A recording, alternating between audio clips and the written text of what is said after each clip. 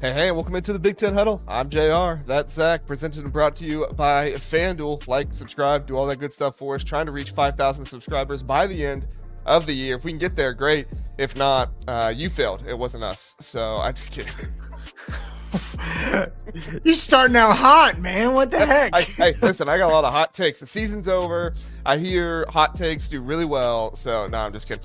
We are glad to have you here. Thank you, everybody, for being here in the comments and everything else. And listen, if Zach Guggenheim ever tries to pull a Lane Kiffin on this show, I will hunt him down. I will find him. And I will say why. There's really nothing. You almost went full Liam Neeson there, and I was a little nervous about that. You would never do that, though, right, Zach? You would never go Lane Kiffin on us. So I need to pray about a decision. No, I mean I probably do need to pray about a decision. Josh Pate is calling for Zach to be his next. I mean, if Josh Pate's calling, he's calling you, right? Because you guys are technically on the same network. No. He wants to add you to the network. That's what it is. Oh. Yeah. Well, then I'm not leaving because you're on the network. Yeah, but you would leave the show because he does it Sunday nights. You do it Sunday nights, right? Well, we'll see. Yeah. I don't know. Okay. All right. We'll figure it out. I did find it interesting that Josh Pate publicly backed Michigan, and then like 6 hours before the game, he texted someone, was like, "I can't do this. It's going to be Ohio State." Yeah, I think it was Will Compton. Yeah, which I thought was pretty funny. Yeah, he and the Bussin' with the Boys have a good time. So let's see who we got here in the chat with us. Philip says, Max Brosmer, first career start for JJ McCarthy, who's in concussion protocol. Hope JJ's okay. Sorry to hear that. Never want to hear anybody going through a concussion. But I think Max Brosmer is going to do well in the NFL. I don't know if he's going to be like a full-time starter or anything like that, but I think he's going to create a career for himself there. He's good quarterback in college, smart, hard worker from everything we heard. I mean, he's going to carve out a role for himself on a team in the NFL. He might, but today was a day he'll want to forget. Well, I mean, he's a rookie, right? I mean, he had 4 interceptions. Yeah, as a rookie. Happens. Just move on. Okay, so we'll see. I hope you're right. I think he's a good player. Yeah. JR says Fitzgerald to Michigan State. Yep, going to talk about that here in just a few minutes after we get through the comments here. Doc says glad Michigan State didn't hire Brian Kelly. That I was actually a little concerned about that. I'm glad they did not do that. Fitz will bring back physicality. We'll get to that here soon. Appreciate it, Doc. Altus has been gone for a bit. Has any coaches changed teams? Not as much in the Big Ten. Couple. But if you're looking for the coaching drama, it's in the SEC right now. Real clown show down there, right, Zach? Clown show might be offending clown shows. Oh, that's true. And we don't want to offend clowns. No. Yeah. The came in and reposted the stream. Thank you for doing that. The got Rafay here. Appreciate you being here, Rafay. Let's see. And Phillips is here. Ferentz retirement. I don't think Ferentz is retiring. I think he's in it. No, he's poking the bear right now. Yeah. And me being the bear, because this is what he had to say before that. Oh. Listen, Zach's never getting fired. Zach, well, I guess if you did something really bad. Is that a blanket, like I can do whatever I want? Maybe for PR purposes, I'd have to let you go. But just don't do anything really bad, and then you don't have any issues. I'll do my best. Fight On says, what's good, gents? What's good? Fight On, appreciate you being here. All right. So let's just get straight into it. We've got a lot to get to in this show. So first, we have to acknowledge the game, and then we'll talk about Michigan State and what they did. Michigan State wins the game over Maryland 38-28.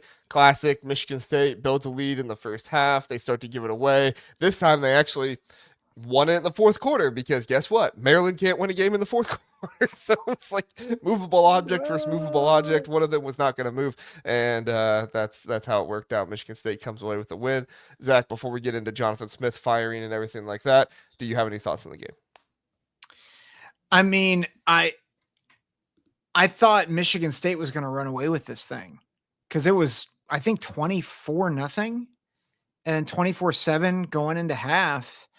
And I mean, Maryland just looked dead in the water. Michigan State looked like they wanted to be there. They were fired up. Mila, I can't say his name. Milivojevic I just was call him really Alessio. good. Alessio. Alessio. Yeah, that's fair. Alessio. He was great in this game, right? 292 yards, 4 touchdowns. Tao Tolliver, 95 yards, had a big 38-yard run. Nick Marsh finally kind of got going again, 7 catches for 85 yards. So a lot went right for the Spartans in this game, and, leave it, to, Maryland to put a scare in them in the second half, right? I think it was tied at one point, and then Michigan State finally extended, they were able to get the lead back, extend it in the fourth quarter. But I wasn't surprised the way these teams are trending. Like Michigan State was in it with Iowa, like probably should have beat Iowa. They held strong against Penn State the week before for a little bit, and Maryland had been on a downtrend. So I thought the game played out mostly how I expected it to. Yeah. I mean, I thought Michigan State would run away with it a little bit more. The way Maryland looked in that game against Michigan, I figured they were kind of just down and out. But credit to them, they fought back. But no Maryland fan is going from this game and having a moral victory. I mean, if you're a Maryland fan, it's like our team lost and we still have our coach. Michigan State won and their coach has been fired. And that's really the next thing we have to get into. What were you gonna say? Well, I was just gonna say, like, the 8 losses, like, remember Maryland was 4-0. They finished 4-8, and I think that, to me, I hate to get back on the Fire Loxley train, and I know they gave him a vote of confidence, but you lost, like, your closest margin. They all came in October, right? They lost to Washington by 4, Nebraska by 3, UCLA by 3, and then it was 45, 15, 18, 25, and 10. It was never close after October. And so all that progress that you said that it looked like you had with this core of freshmen. Now I get, like, you hit freshman walls. I understand that. But, like, you're losing to UCLA, Rutgers, and Michigan State. Like that to me, and you're never, and only UCLA was a single score margin. Like, that to me is a failure. And I think you like, if you're Maryland, I know you want to keep that talent. I think it is hard though to say, hey, we just lost 8 straight after going 4-0. Yeah, to me, it's not about the talent. It's about the hiring cycle. They're not going to find a good head coach in this hiring cycle with how many coaches are going to be hired away and everything else. And I I don't think this Maryland program has dedicated enough money to the program. And even with them saying they're going to dedicate more money with Mike Locksley, it's not going to be enough to, you know, actually bring somebody over who's better than Mike Locksley at this point. And they might be better than Mike Locksley, but they won't have as good of players next year as Mike Locksley. So, you know, I think that's the biggest thing. Now, all of this could blow up in Maryland's face because Malik Washington and those guys could still, you know, transfer. Not rooting for that to happen, but it very well could happen. So, all right, let's talk about this Michigan State thing. Jonathan Smith fired from Michigan State. Joe Rossi, the defensive coordinator, has been named the interim head coach. Pat Fitzgerald is expected. Everything, I mean, there's so much sourcing on this from everybody that it seems like it has to be a done deal. It's not a done deal yet, but it seems like it has to be. So I would not be surprised if there is something announced by the university tomorrow on this. But it looks like Pat Fitzgerald's going to be the guy. I don't know what happens with Aiden Childs. The running back, Mekhi Frazier, has already said that he's going to enter the transfer portal. So, you know, that's what happens with him. So I expect there's going to be a mass exodus of players here, as they did some interviews with some players, and all the players basically said they didn't see this coming. You know, they felt like it was really, really quick to fire a guy after two years, not even 2 years on the job. So to me, this sounds like a situation where they knew they were going to fire Jonathan Smith back in October or something like that. And when they knew that they were going to fire him, they they probably were like, all right, well, let's start reaching out to coaches. And they most likely reached out to Pat Fitzgerald, and he was like, heck yeah, I want to get into coaching again. And it was probably over from there. What do you think? Yeah.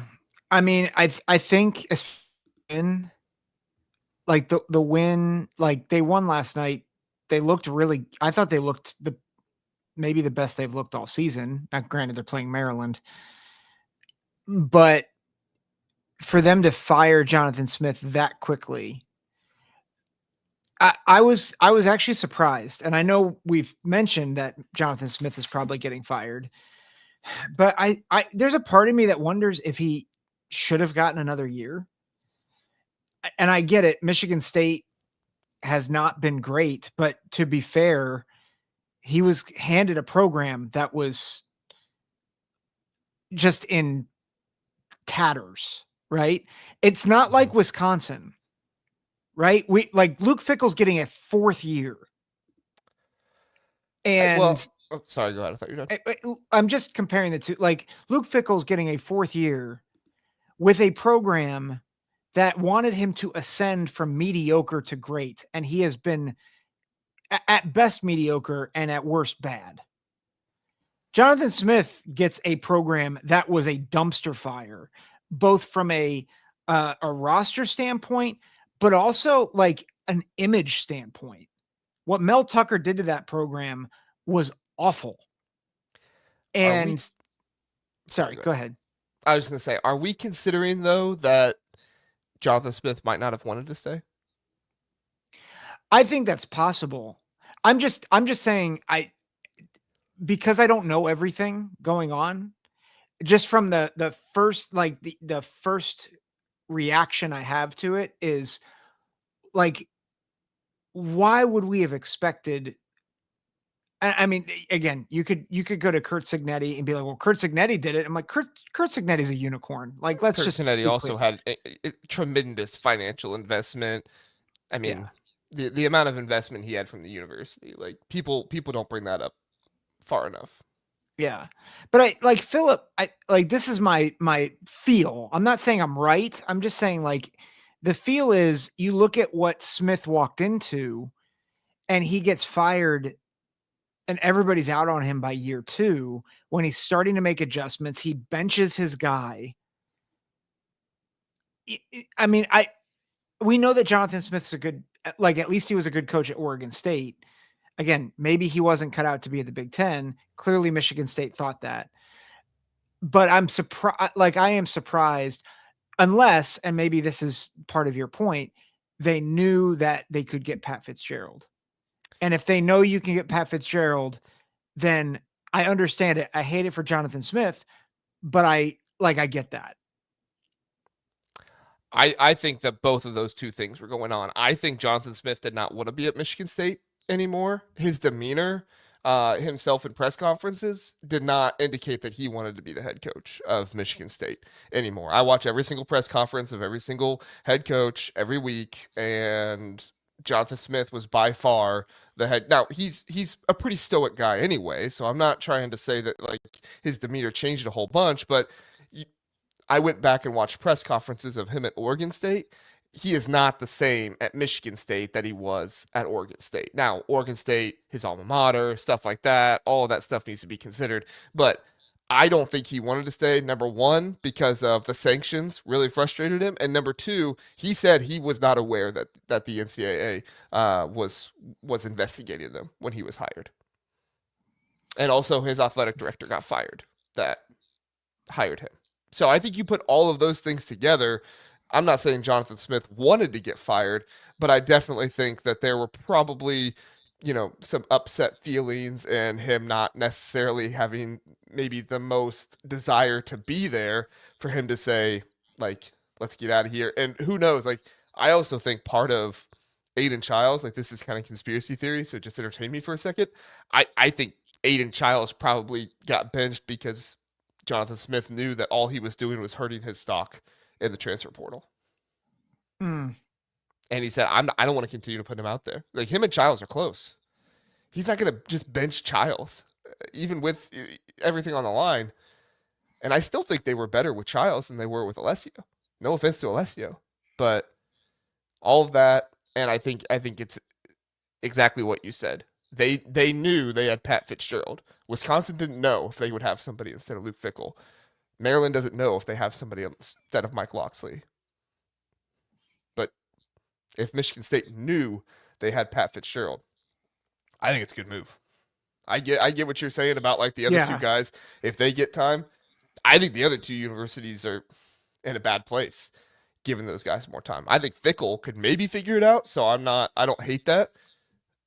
But from every indication, it doesn't look like he is. Fickle was starting to figure things out. Although, And we'll talk about that game in a little bit, but just terrible coaching by him in that game. I mean, yeah, it was not not great. Yeah. Phillips says Childs to Wisconsin in the portal. I mean, with the way Childs runs around and the luck that Wisconsin has, he might get hurt in the first 10 plays. I mean, obviously I'm not rooting for that, but like that would not be good. Yeah. I will say, and this will be the last thing I say on Michigan State. Pat, like we talk about culture and fit, and I think there is a degree, like Jonathan Smith he's a West Coast guy. Pat Fitzgerald's a Big Ten guy. And if there's any, like obviously he's a Northwestern alum, but I mean, he embodies that Midwest tough, like develop. And I've heard a lot of people say, well, but Fitzgerald was like winless his last season at Northwestern. I'm like, dude, it's Northwestern. He got every ounce of talent he could out of Northwestern year in and year out. You don't think he can go out and get better talent at Michigan State and then develop it and toughen it up? Like, he's going to have way more resources at Michigan State than Northwestern. So I don't love how this was handled.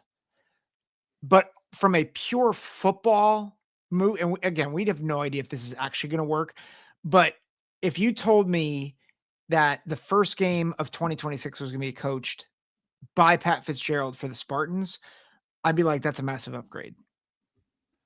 Yeah, and I think at the end of the day, it's an upgrade, and we can say like Michigan State treated Jonathan Smith dirty and all this stuff. I still make the point that maybe Jonathan Smith didn't want to be there, right? But at the end of the day, like, yes, they did not give Jonathan Smith enough time if they were actually in on Jonathan Smith, but at the same time, you just kind of need a fall guy, right? During the sanctions and everything else. And I don't think Smith knew he was going to be that guy. I don't even know if Michigan State knew he was going to be that guy. But at this point, that's who Smith is right now for Michigan State. He's the guy that had to endure all this stuff, and obviously Fitzgerald's going to have to go through some of this stuff too. But Fitzgerald has proven that he can win without the talent of other places, and I think that's probably what they're banking on right now. Is he's not going to be able to get the talent, number one, because of Michigan State, and number two, because of the sanctions and stuff like that he's going to have to deal with. But if there's anybody that can go in there and win, it's Pat Fitzgerald. So agreed. Yeah, and don't hear me out. Like, I'm not saying Michigan State was right in doing this. I'm just saying like it makes sense if that's what they were going for, right? Like, it makes sense if they had the plan of move on from Jonathan Smith, bring in a head coach instead. And honestly, this probably needs to happen more behind the scenes for some of these teams. Like, you need to be doing some background work. How many times have we said, like, yeah, you can fire him if you have a guy in the background to go to, but if you don't have anybody to go to, not a good idea. And that's probably what Maryland and Wisconsin are going through right now. Now, Wisconsin apparently has a whole bunch of NIL money and stuff like that coming in. I think Seek put it in here that they have a donor apparently that is going to come in and put the Badgers in the top 3 of NIL in the Big Ten, which is great. But we'll have to see if it works, because evidence of Luke Fickle in that Minnesota game wasn't even playing his best players, in my opinion. So we'll talk more about that game a little bit later. But anyway, all right. Let's Let's move on to, hey, like and subscribe. Appreciate you all being here. If you could like and subscribe to the show, would really help us out. Trying to get to 5,000 subscribers by the end of the year. So if you can get us there, that'd be great. If you like, that helps other people see the show more as well. So please do that. Oregon defeats Washington 26-14. Oregon's offense was fine in this game, but they definitely, had to kick some field goals and stuff like that. Washington tried to storm back in the game, but they were just taking away Damon Williams and his running threat ability. He does throw two touchdowns, but also 2 interceptions. Really, really impressive stuff by Oregon in this one, but also some stuff that you're like, okay, could be a little bit better, but they are still dealing with some of these injuries and stuff, so you have that in there as well. I think this is the perfect time for Oregon right now for the season to end, get themselves healthy, get them ready for the playoffs, and they're most likely going to face a team that they should throttle in the first round of the playoffs. I think the projection that I just recently saw was Oregon versus Virginia in the first round, which that sounds great. If I'm an Oregon fan, get healthy, face Virginia, get yourself a warm up, and then go face whoever the 3 or 2 seed is, and Georgia. I saw Indiana could be the 3 seed. I don't think they're going to do that. I don't think they'd have an Indiana Oregon rematch in the second round, but they did it to Ohio State and Oregon last year, so maybe they'll do it again. Zach, what were your thoughts on this game?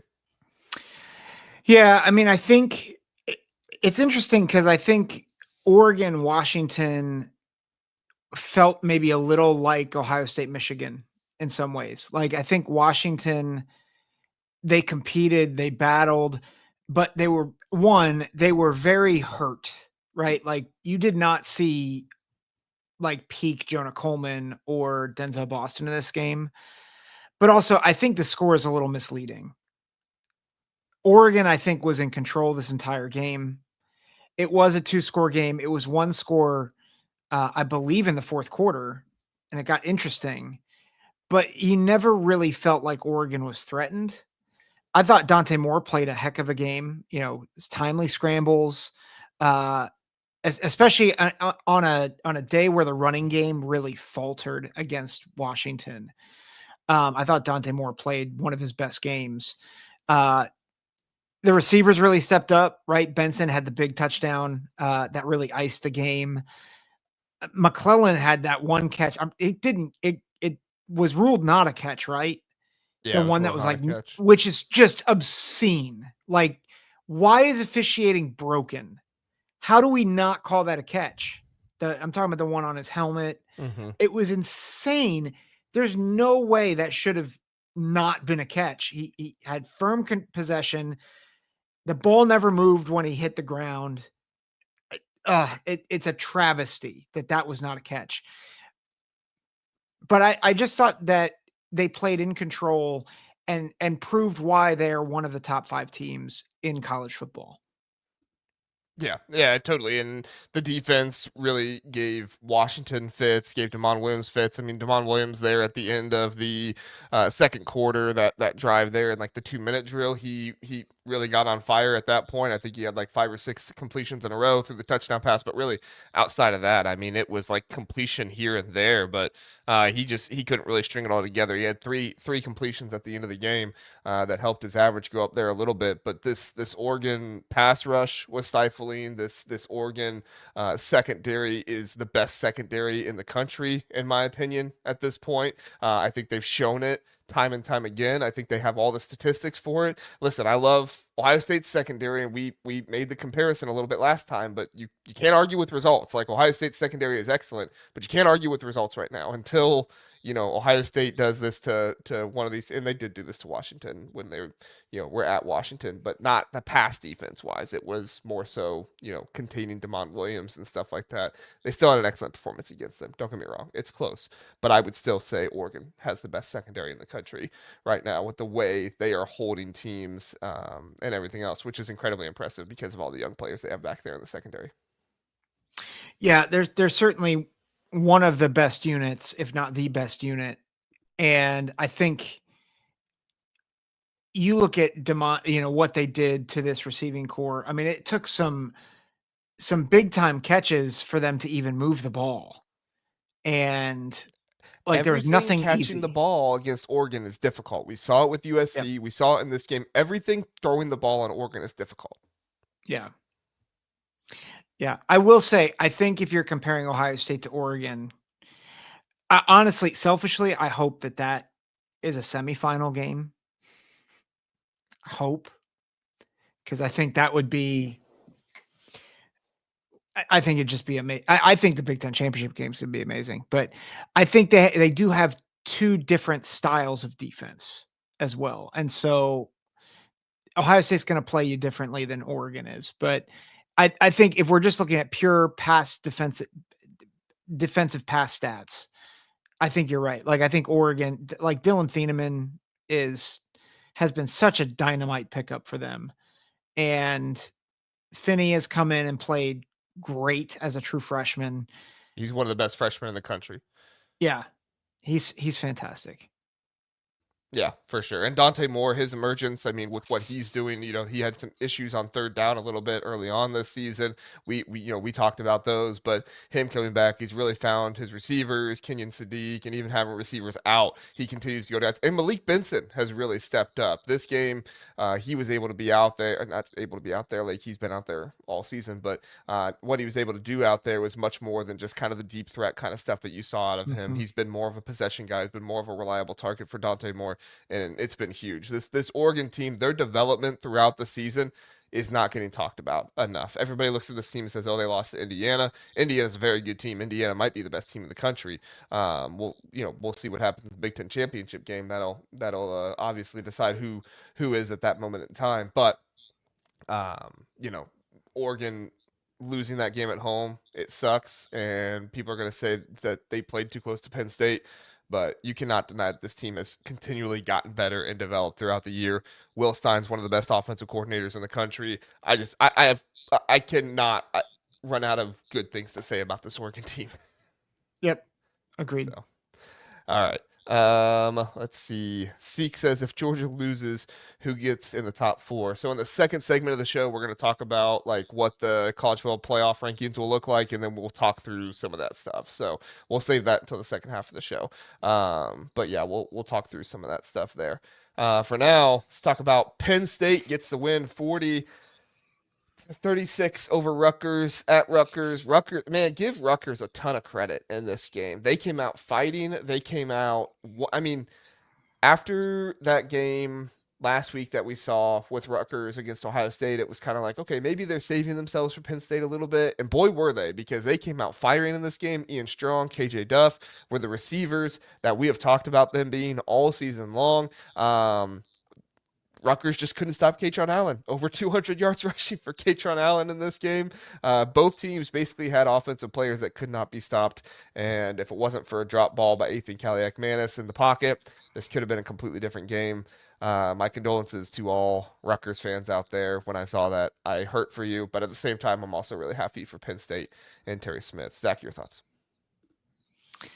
I feel terrible for Kaliak-Manis because he's had a very good season. Aaron Brightman, who's a writer for the Scarlet Knights, he implored Rutgers to give Kaliak-Manis his flowers because a career is not defined by one play. But man, they missed a massive opportunity to kind of stamp their emergence. And I know people say it would have just been a bowl game, but this would have been Rutgers beating Penn State for the first time since the 80s.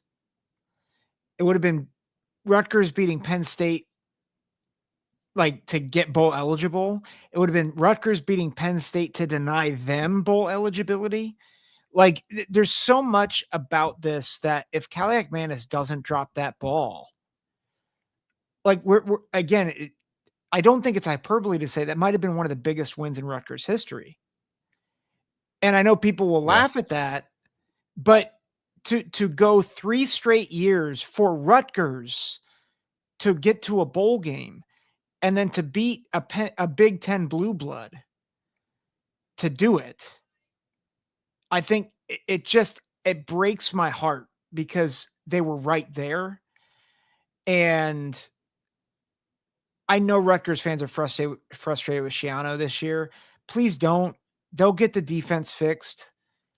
He went 5-7 this year. give credit to Penn State offensively. Katron Allen's awesome. Jim Knowles needs to be demoted to FCS because that dude can't coach defense. I don't think he can't coach defense. He coached a good defense against Indiana. Okay, he is inconsistent, wildly inconsistent. Well, yeah, that's true. Or I mean, I think that's one thing. I do think Rutgers offense is far better than what we thought it was a week ago. I will say that. Rutgers, like in this game, they corrected some of the red zone issues, right? They had some of the scores in the red zone that they needed, the 19-yard pass, the 13-yard pass, but or the 19-yard run and the 13-yard pass, but they weren't getting down there and scoring, in the 5-yard line or less. I think they had one run by Kaliak Manis that was down there, but you could tell it was a very clear effort by Kirk Shiraka. We're not going to get close to the goal line. We're just going to get close to the end zone and throw to the end zone because we do a whole lot better scoring with contested catches in the end zone rather than trying to get within the 5-yard line and score that way. Even though Kaliak Manis has some scoot to him, right? He has some ability to be able to do that. It's still not worked out well for them in the red zone this year. So I liked that from Kirk Shiraka, that kind of, thing there. They had a 46-yard run by Raymond. They had a 21-yard reception for a touchdown by Sheffield in this game. I mean, it was clear. I mean, the run, you don't necessarily playing that one as much, but it was clear with how they were throwing the ball at the end zone. They were not going to try to, get down within the 5 or 10-yard line and score on Penn State that way. I thought was a good move. So I know some of these teams are going to be talking about next year with them a little bit. So entertain me here for a second. Rutgers next year. Tell me if they can win the game or not. Okay. Mm-hmm. I know that we know hardly anything about the rosters at this point. Just tell me if they can win the game or not. Okay, you ready? Yes. UMass. Yes. At Boston College.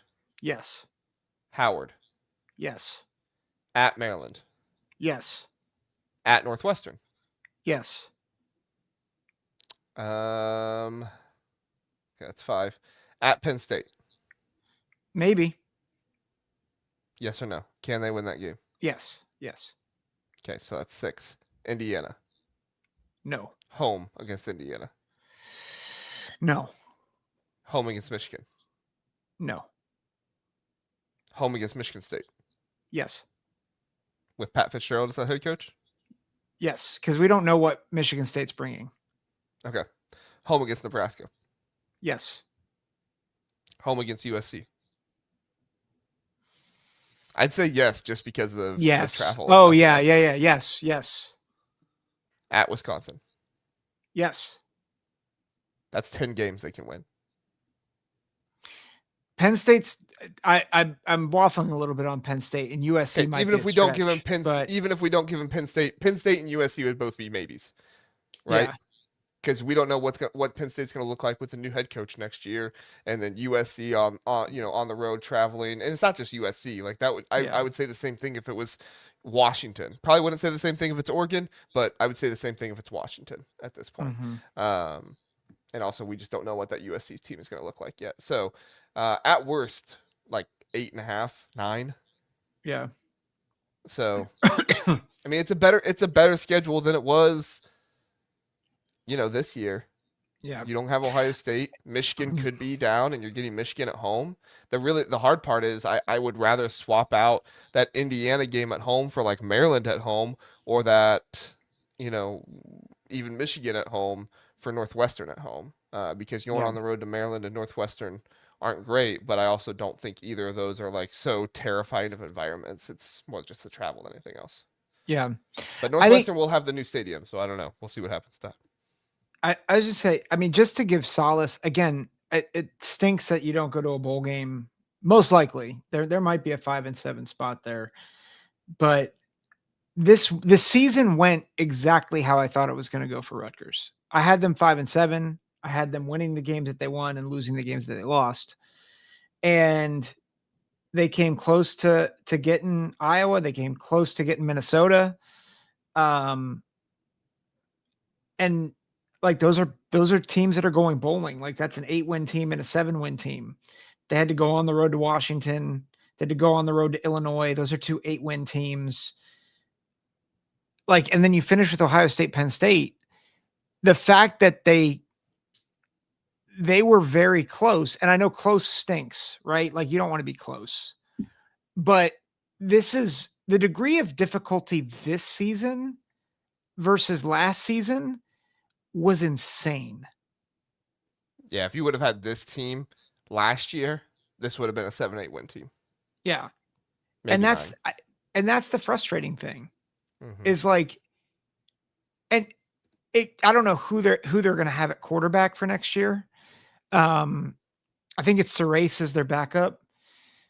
I don't know if they're going to portal anybody or whatnot, but I mean, KJ Duff's coming back, right? Like he's got another year as long as he doesn't get Let's say, is he portaled. NFL bound though? No, he's a sophomore. Oh, he's only a sophomore. You're right. Okay. Yeah. Yeah, so he's coming back. Unless if he's a redshirt sophomore, but I don't think. Yeah, I think I just saw sophomore when I looked him up on the website. Yeah. So. Yeah, I mean, we'll see.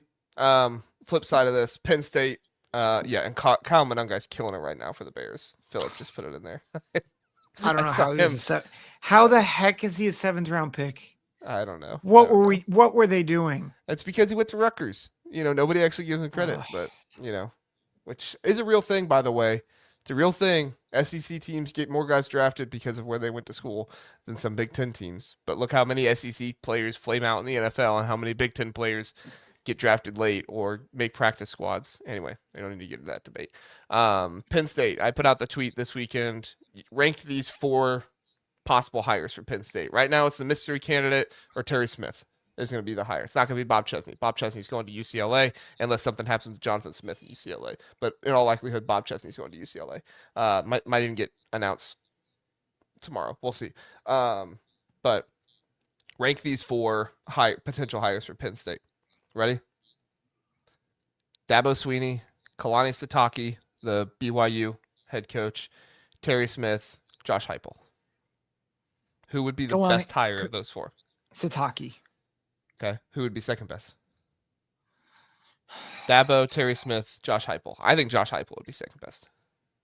I was going to say, is it though? Like, would it be Terry? I like Terry a lot. Terry just, I don't know what Terry's going to do in the offseason, right? Yeah, that's fair. I think he's a good in-game head coach. I think he's a good motivator. I think he's a good culture builder. I just don't know what he's going to do. Because guys like Luke Fickle, good coach at times, but he's obviously not been able to assemble the roster. Now they get a GM that helps. I don't think DeBoer is going to come seek. He won that game against Auburn. I think they're in the playoffs and he's sticking around. But thank you for bringing that up. I forgot about that. You're probably right that it's Josh Heupel. It's just not. It's not the hire that you want. Yeah, I think if you're making the emotional hire, Terry Smith is the more emotional kind of like good guy. Sorry, I cut you off there. Go ahead. Well, I was just saying, you fired a guy who has made the playoff, has playoff wins, won the Big Ten. I get you had to do it, but if you're going from Franklin to Heupel, oh my gosh, I just feel like, and Dabo would be the worst hire out of those 4. He'd be which is wild, but you almost feel like you might have to spring for him. Because I don't know how you justify to your fan base, hey, we fired James Franklin for a guy who's going to do the exact same thing at Penn State. Like he is literally the same. Did you watch my video on justifying why Franklin was fired? I did not, but I think we've talked about it enough where I'd probably agree with what you said. My biggest thing is not necessarily that they're getting a better in-game head coach, but Heupel would be more in line with what Pat Kraft wants to do, assembling a team, NIL, stuff like that. Like James Franklin, yes, he assembled a good culture and all this stuff, but he would not utilize NIL. Like he would not do that, and he would be too loyal to certain players. Like there were definitely Yeah. things behind the scenes that were holding this Penn State program back. And I hear you that like on the outside looking in, Josh Heupel, is it a better hire than James Franklin? No, but I think Josh Heupel would be somebody that would actually be in line with what Pat Kraft wants to do, and he would not say, hey, my running back's making this much, so we can't pay a portal player more than him. He would say, we got to pay the portal player if he's going to help us win, which I think you have to do. And I think Yeah, that's a true that's test of fair. building culture in today's world of NIL is I'm going to go out and get this dude, bring him in, assimilate him to the team, and we're still going to have a really good culture because I'm not just, you know, giving Yeah. the guys who've been loyal for years what they want. Yeah, that's fair. That's So, fair. but I agree. Sataki would be the best hire, in my opinion, of those four. Smith, Heupel kind of up there. Do not hire Dabo. That would be a disaster. All right. No. Anything else on this game? Nope. Okay. Join us for the College Football Playoff rankings reaction Tuesday night, 9 p.m. The rankings will come out. They typically come out around 8:30. There's typically a basketball game, and then they come out, and then we come on here. We react to the rankings, talk about what the bracket would look like and everything else. So if you're into that, come join us Tuesday night. And then after that, we will preview the Big Ten championship game with Ohio State, Indiana, and I'm sure there'll be some other news topics and stuff like that we get into. But join us Tuesday night live at 9 p.m. Eastern time, or you can hear us the next morning, Wednesday, on podcast. All right. Minnesota defeats Wisconsin. I have a lot of thoughts on Wisconsin here, but let's first start with Minnesota. Minnesota gets the win. Snow game. This played right into It's played right into PJ Fleck's hands, in my opinion. I thought Wisconsin could have won this game, but once I saw some of the coaching decisions that Luke Fickle made, I knew they would not. Darius Taylor, 19 carries for 100 yards, 1 touchdown. Drake Lindsey actually did pass for a passing touchdown, 18 of 24, 90 yards, and 1 passing touchdown on the day. To the tight end, Jamison Gears. And although Wisconsin outgained Minnesota, Minnesota gets the win, less penalties, more first downs, more third down conversions, 50% on third down. They ran about the same amount of plays. Minnesota was just the better coach team, the better planned out team, knew who they were, and got the win. Took home the X. Your thoughts, Zach? Well, I just want to say, how about Darius Taylor, who I think has been banged up off and on all season, hadn't really looked like himself. He looked like himself in this game. I mean, I thought showed a little bit more of the burst. Obviously had that 49-yard run, getting over 100. This was not a game where yardage came easy, but they were patient. You know, they got points when they could, and they just kind of let Wisconsin make mistakes. And that's how they won the ball game and won the Axe, which I think they've now done what, this is their second year in a row winning the Axe, or is it third? Mm-hmm. Is it 3? They've won 4 out of their last 5, I believe. I'll double check, but I Yeah. think it's 4 out of the last 5. Yeah. And so I think you got to give credit. You know, we give PJ Fleck a little bit of junk for not being, being an elite head coach and getting his team over the hump against the big boys of the conference. But these games where he has equal talent to the squad across from him, he's going to win those more often than not. We saw it against Nebraska, where you could argue Nebraska has more talent than Minnesota. And we saw it here yesterday against Wisconsin, where they beat, granted, at home, a team that probably has close to equal talent, but Minnesota controlled the game. Totally. Yeah. Minnesota's won 4 out of the last 5. Congratulations to Minnesota. Great stuff by PJ Fleck. And I'm totally with Philip here. He says Fleck must have found the antidote of confidence for Taylor. There we go. Got some Sprite out of the fridge and antidote of confidence for Taylor there. Love that. Yeah, to me, PJ Fleck totally coached circles around Luke Fickle in this game. He knew exactly how he wanted to win this game, even though the offense, didn't have as many yards as Wisconsin, all that kind of stuff. And yes, Doc is right. Nestor had himself a game. He was fantastic out there. I just, I think Minnesota has more talent than Wisconsin. I just think Wisconsin is younger at this point. but that doesn't necessarily mean that they'll have more talent than Minnesota in the future because Minnesota does a really good job of developing their guys. No. Nestor, Smith, Parrish, and they're gonna have Brown and Parrish back next year. Kerry Brown and Parrish. So this Really good Minnesota team's safety gonna. tandem. Yeah, and I think Anthony Smith's probably going to come back next year. I don't think he got as high of a draft grade as maybe he would want, but we'll see. But yeah, things looking up for Minnesota. Finish in the top half of the conference once again. Go over their win total once again. It's not the flashiest season in the world for Minnesota. And PJ Fleck winningest head coach in Minnesota history after this game. Mm-hmm. That's pretty cool. Yeah. I mean, he's done a really good job. I mean, you look at Minnesota, the Minnesota coaches before him. I was just going to look this up real quick. Here, you keep going. I'm gonna look up. Go for history a little bit. So you keep going. Okay. Yeah. At this point, Drake Lindsey is going to be really good next year for them. He's going to continue to develop. The fact that in a snow game like this, he was able to complete 18 of 24. You saw Wisconsin try to get out there and do that. More on them here in a second, but they threw 2 interceptions. Drake Lindsey just has this way of utilizing his players, utilizing who he has. And I don't think Minnesota has the best wide receivers in the world, but Drake Lindsey is the type of guy that is just able to get through it. And I had some concerns about him kind of being like an Ethan Kaliak starting him too early type of stuff. But those were all, completely extinguished this year. There was talks about how much he was preparing and everything like that, and all of that has come to fruition. Is Drake Lindsey a top 5 quarterback in the Big Ten this year? No, but he's a redshirt freshman. He's going to continue to develop. He's going to continue to get better. Zach, do you have history? Yeah, so like going back all the way to Glenn Mason. So 97 was 97 was when he started. He was 64 and 57. Went to 7 bowl games in, I believe, 10 seasons. Had two years where they were ranked, and really only there were 5 out of those 10 seasons where they had winning records.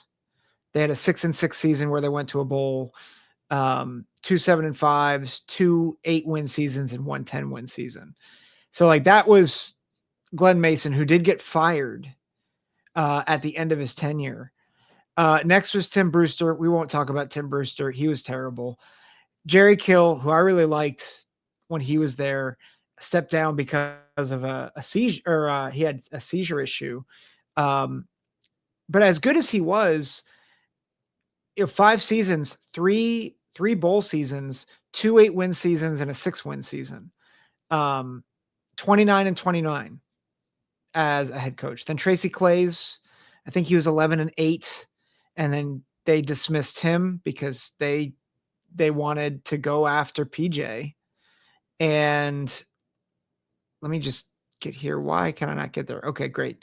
PJ Fleck, who has now been there, I believe, 9 seasons. Only 2 seasons they have not gone to a bowl game. He's had a bowl game every year too, right? Yeah, he's 6-0 in bowl games. Mm-hmm. He has had an 11-win season where they were ranked 10th in the country. He has 2 9-win seasons, an 8-win season, and 2 7-win seasons. Like he's been to 5 straight bowl games. And you have to remember that one of those, only twice has he not gone bowling, and one of those years was the COVID year. He's 65 and 44 as the head coach of Minnesota. Most wins by a head coach in Minnesota history. And it's a great one to get it on. Border battle, taking on the Axe. Congratulations to Minnesota. Yep. I'm also curious. Sorry. Go ahead. Keep going. I'm gonna switch gears to Wisconsin. So if you have anything left on Minnesota, say it now or forever hold your peace. Let me just research his record in the rivalry, but you start talking about Wisconsin. Okay. What in the world is Luke Fickle doing? Taking Carter Smith out of this game. You put him in at the beginning of the game. He's running the ball. I understand, like, he was getting lit up a few times running the ball out there. He had 5 carries for 16 yards. But in a snow game like this, your offensive line is not what your offensive line needs to be. You need a running threat of a quarterback out there to increase numbers in the box. You need to have your running back blocking. You need to utilize that. Do you go to your quarterback every single time? No, you don't want him to get killed, but you do need that threat, and you have to be able to run the ball down the field. You need to be able to trust your run defense that you had, and eventually the defense just wasn't able to be enough because Wisconsin just again was not able to score. He did have a touchdown pass in this one, so it's not like Carter Smith can't throw the ball, but for them to start the game with Carter Smith, I guess he just got hit too much. I don't know what it was that would have made Luke Fickle think, yeah, I got to get Carter Smith out of this game. Carter Smith gives you the best opportunity to win. He's shown it time and time again this season. Unless Carter Smith, I mean, not even that. Like you can't even worry about injury. You're not going to a bowl game. Like this is it. This is your last game of the season. You have to win this game to give your fans good feelings going into the offseason. At the very least, you have to bring it down to the wire. It was not down to the wire. You trusted Hunter Simmons. He threw 2 interceptions. Hunter Simmons is not a Big Ten quarterback. Stop playing him. Start playing the freshman. I mean, you can't even start playing the freshman anymore because the season is over. I do not understand Luke Fickle making those decisions. I do not understand Carter Smith not playing out there. It's complete coaching malpractice, and Jeff Grimes should not come back as the offensive coordinator for this team. Play calling is terrible. Some of the decision making, they ran it on 3rd and 9 and then punted. Why do you run it on 3rd and 9 and then punt? You can run it on 3rd and 9 and kick a field goal, but you do not run it on 3rd and 9 and punt. Gosh. I'm sorry. I'm not like a Wisconsin fan here or anything, but it's just like this is the kind of stuff that makes it seem like Luke Fickle has just completely lost it as a coach. I was sticking up for him last night a little bit, but terrible coaching in this game. Great coaching by Minnesota in this game. Zach, your thoughts? Fire Luke Fickle? I know. I said it. They should have fired him, but yeah, I know the coaching cycle. I know all that stuff. You think Pat Fitzgerald would have done really well at Wisconsin? Probably. Yes. And he probably would have rather been at Wisconsin than Michigan State. I mean, I don't know. But if you're going to put them in the top third of the Big Ten and NIL, and if that booster said, I'm only going to do that if it's Luke Fickle, shame on that booster. Yeah. If that's your only thing, like, oh, if you hire Pat Fitzgerald, I'm not going to put him in the top 3 of NIL in the Big Ten. Like this whole idea of like the boosters controlling things and everything, like get out of here with that. I don't know if that's the case or not. I'm just saying if that is the case. Yeah. Well, I mean, you see that problem with Texas, right? Like that's really held Texas back, and that's why some coaches don't want to stay there. The boosters make all the decisions there. Yep. Yeah, and it's like, guys, that's not how you run your football program. It can't be a healthy program when you do it that way either. Yeah. Yeah. I even just that rationale of, well, maybe Carter Smith is getting hit too much. This is a rivalry game. This is one of the best games in football. And unless if Carter Smith was dealing with an injury that he needed rest, you don't like, he is the guy that won you the game last week. He's been the guy. Why are you taking him out? Well, and I never heard anything about an injury. Like it's one thing if we heard like, oh, he's injured on the sideline, he went into the like I didn't hear anything about an injury. Maybe I just missed it, but I didn't hear anything about an injury. I would have understood it if that happened. I'd have still been like, okay, if he's walking around on the sidelines, maybe throw him back in there in the 3rd quarter or in the 4th quarter or something to see. But I just don't get it, man. I don't get why this Wisconsin team is the way they are. Horrendous. Yeah. I think this is my frustration with Kentucky is firing Mark Stoops. Oh, yes, he is gone. I just saw that. Sorry. This is my frustration though with Luke Fickle and this is why I think when we had the conversation about him, I think it was last night when you were saying, oh, he's a better coach than Sherrone Moore. This is my frustration with Fickle is I think he has moments where he's brilliant, but you have a lot more moments where he's not. But he's gotten a lot more credit over the years for his brilliant moments rather than the moments where he has not been brilliant. And I think, again, like, I just don't think he has now had 2 misfires at offensive coordinator. Yeah. And you could argue that was because there wasn't enough investment, but I don't think Phil Longo was cheap. Oh. Well, even, and we praised the creativity and saying, okay, going to an air raid at Wisconsin, maybe that's injecting life into this program. But it's easier to do this at Ohio State, right? But Ryan Day, something I've appreciated about him as an offensive mind is he tailors his skill sets to his players. You don't see that at Wisconsin. It's just like, we're going to do this. It's like, well, that's not good coaching. And like, Phil Longo didn't do it. Jeff Grimes didn't. It's like, this is the system. This is what we're running. Man, no offense. Forget the system. Who do you have? Play your guys. Figure out how to run a system around your guys. Yeah, no, you're right. I can't say anything else on it. I'm a blow gasket if I do. So if you have any more thoughts, say them. Move on. I'm just gonna say, Philip. I think this is helpful for you. Where is it? Where's the comment? Oh, where is the comment? I mean, I still take Luke Fickle over Sean Moore. Even though I just went through that rage there of him, I'd still take Luke Fickle over Sean Moore. At the very least, Luke Fickle, culture builder, gets his guys to play hard, play within the team still. Yeah. I don't know. Maybe that was more Jeff Grimes than it was Luke Fickle. For all we know, maybe that was more Jeff Grimes than Luke Fickle. Here it is. Goose Fraba. Yeah. And I don't know if I agree with that though. Like, I think Sean Moore gets his guys to play hard. No, I think Sean Moore gets his guys to play for themselves. Oh, I don't know about that. Oh, what? I feel like no, he's not getting let go tomorrow. I don't think so, Bobby. No, I think you've seen multiple occasions this season where like Bryce Underwood has been out there trying to do his own thing, trying to play hero ball. Anyway, we'll have this conversation again at some point. Okay. Let's move on. USC wins over UCLA. USC 29-10. Makai Lemon, Jacoby Lane held out of the first quarter. Disciplinary purposes. And UCLA had a lead there for a while, but USC with Makai Lemon, Jacoby Lane back, stormed back, won the game 29-10 over UCLA. Sad ending of the season for UCLA. About what you expect ending of the game for USC here. Any thoughts on the game, Zach? You could tell that Lane and Lemon matter to this team. And that's really all I got, because I think this is about as ho-hum, particularly the second half was about as ho-hum as you could make it.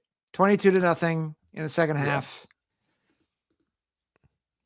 I mean, this is exactly what you would expect from Lane, and I mean, they did score in the first quarter. You know, King Miller had a touchdown run in the first quarter, but yeah, when Makai Lemon comes back in the third quarter, he gets that long touchdown catch, and then King Miller seals it there at the end. Honestly, I got not much to say on this.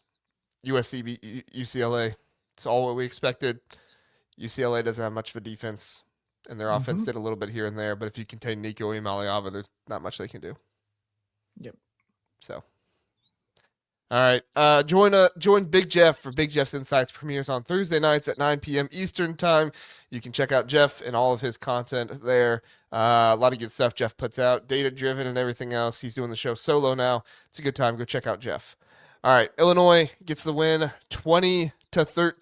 Snowmageddon game. A lot of snow. They did clear the snow in the second half, so it wasn't as fun. But yeah, it was still fun though, because the turnovers and somebody was trying to lose the game. It felt like there for a while. Oh boy. But Illinois ultimately comes out on top, 20-13, and oddly enough, it was the defense that won this game for Illinois. Aaron Henry's had a tough season there. Yes, Miles Scott, Phillip, but the turnovers they were able to get, the stops they were able to get, Illinois' defense won it for them in this game. Illinois' offensive line is still awful. Zach, your thoughts? Yeah, I mean, it really was. I mean, I think Bielema's strength. and this is why he's so valuable as a head coach, is it really was about waiting Northwestern out, right? Like, I'm going to let Northwestern make the mistakes so that we can win the football game. And Preston Stone threw 3 picks. Miles Scott had 2 of them, to Philip's point in the chat. Miles Scott game.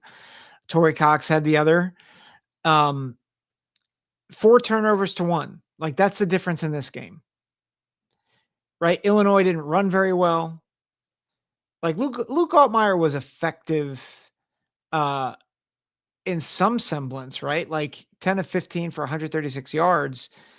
But like they couldn't throw it a ton because of the weather. They relied a lot on their running game. The running game, 3.3 yards per carry. That's not good. But they really chose, like, I think they just chose to be patient. They allowed Northwestern to beat themselves, and Illinois picked up the win. Yeah, I mean, the run game in the first half was key for them. Obviously, it fell away in the second half, but that's what the defense needed to do for you. And it felt like this Illinois defense got back to what they need to do, which is get turnovers. I do think turnovers are a very iffy thing to try to completely, like, rely on as much as Illinois does, and I think that's why you saw the inconsistencies of the defense this season. But I guess all I'll say is that Illinois has a lot of skill they need to get in the transfer portal. Great back-to-back seasons, as Doc pointed out there. First time since '99 that they've got back-to-back 8-win seasons. I think this is the first season or the second season. I need to double check that Illinois has had 8 wins coming off a 10-win season, which is huge for them. Because normally when they get to 10 wins, they don't even get ranked. I think Illinois should be ranked right now instead of Missouri. We'll get to that a little bit later on, but unless something happens after bowl season, I don't think Illinois is going to be ranked, which is probably going to end, is probably going to keep that streak going of they have never finished the season ranked in back-to-back seasons, which is pretty interesting. But yeah, I mean, we'll see what happens with Illinois going forward. It's a nice way to end the season. Obviously, you got the bowl game and everything else, but there are changes that need to be made with this Illinois team. And I think if you're an Illinois fan, you're happy that you're at that level of a program. Because Yes. Illinois before would have said, hey, we got 8 wins. It's all good. We're fine. But I do think the expectations at Illinois are more now to where you can't keep both Bart Miller, the offensive line coach, and Aaron Henry on the staff for next year. I'm not saying you need to fire both of them, but I know many fans want Aaron Henry gone, and many fans should probably also want the offensive line coach gone as well, because that offensive line has been terrible this season. Yeah, it's been bad. Yeah. Again, I mean, going back, Brett Bielema is 36-26 as the head coach of Illinois. 2 8-win seasons and a 10-win season. And possibly could get to 9. And if you go back, right, like Lovie Smith was there. Lovie was 17-39. He got to 1 bowl game. He had 5 seasons. He had 5 seasons. And then before Lovie, you had Tim Beckman. We're not going to even talk about Tim Beckman. Ron Zook, had a decent run there. But when we're talking about decent, like, he had 3 bowl games. He had the 1 Rose Bowl, but he's 34-51. So like what like that's the past 20 years. You had Ron Turner before that, who was also not good. He was 35-57. So you're talking about like, to your point, Illinois is elevated. They have. And I think that, even the fact that Illinois is talking about, like, we got to get rid of some coaches here to elevate for next year and stuff like that, I think that just speaks to where they're at and everything. So, yeah. Great stuff. You said, and Tim Beckman. We're not talking about Tim Beckman. He's a punk. Oh, I thought that said Tim Beck at first. I was like, Tim Beck, the Coastal Carolina coach that just got fired? Do not hire him at Why are we hiring Tim Beck? Oh my goodness. What are we doing? He was a G5 head coach. Why is a G5 program hiring Tim Beck? Yeah. Oi. That's true. So, all right. Actually, we really don't have all that much more to talk about. We have Iowa, Nebraska, Ohio State, Michigan, Indiana, Purdue. We already pretty much covered these games. Do you have any final thoughts on any of these three games before we move on to the second segment of the show? I want to know if there's real legitimacy to these claims that Michigan cut the power to Ohio State's communications. Also, it is. I was listening to Scott Van Pelt.